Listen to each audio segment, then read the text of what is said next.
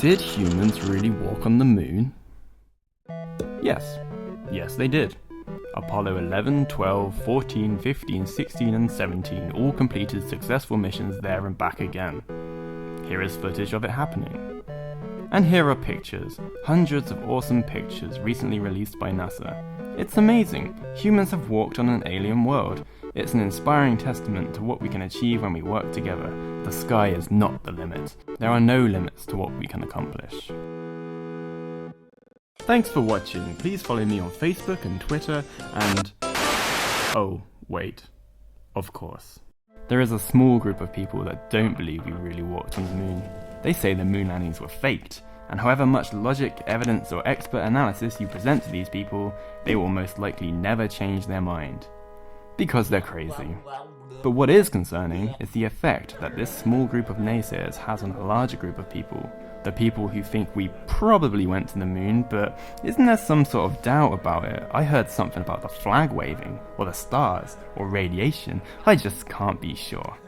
In fact, some surveys claim that as many as 1 in 4 Americans have doubts about the authenticity of the moon landings. So it is to this doubtful group that this video is targeted, because whilst a skeptical mind is healthy, it'd be a shame to waste that skepticism on something so beneath you. So here are 5 quick points to alleviate your moon doubts once and for all. Number 1. You can see the Apollo stuff still up there. A few years ago, a lunar reconnaissance orbiter took the most detailed photos of the moon surface since the Apollo missions. In them, you can see all 6 Apollo lunar modules left behind by the astronauts. You can also see their foot and vehicle tracks, various bits of equipment, and even the shadows of the flags planted in the ground. Number 2. The LRO pictures match the old ones. The geography in these more recent LRO pictures matches what you can see in the footage and photos taken by the astronauts on the moon.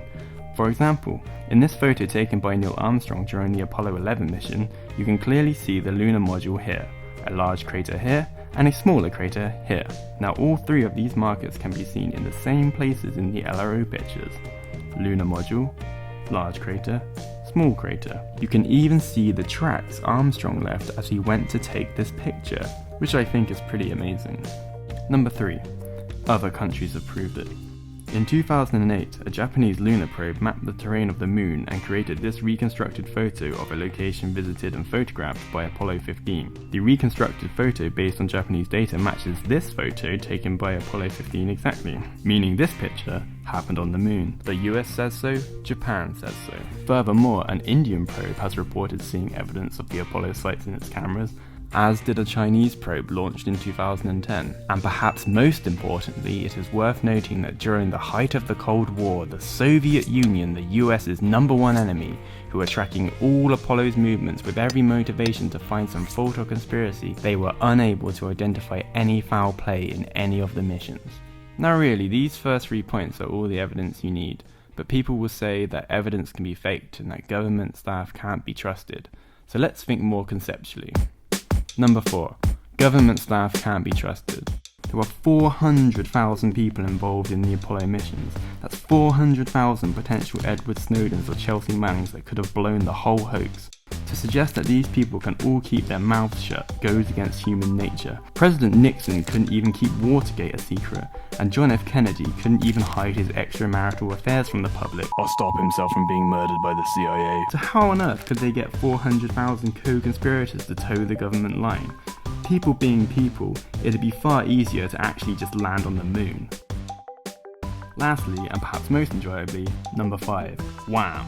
If you had trained for years, risked your life and flown to the moon and back, then someone constantly harassed you and called you a liar and a coward, how would you react? Buzz Aldrin reacted like this. You're the one who said you walked on the moon when you didn't. Calling the kettle black if I ever thought of it. Saying I misrepresented myself. Away from me. You're a coward and a liar and a thief. Now this may seem like a bit of a throwaway point, but actually, in a discussion which so often devolves into minute technical bickering, I think this moment of emotional chaos is one of the most compelling things to note. It serves as a character reference for Aldrin.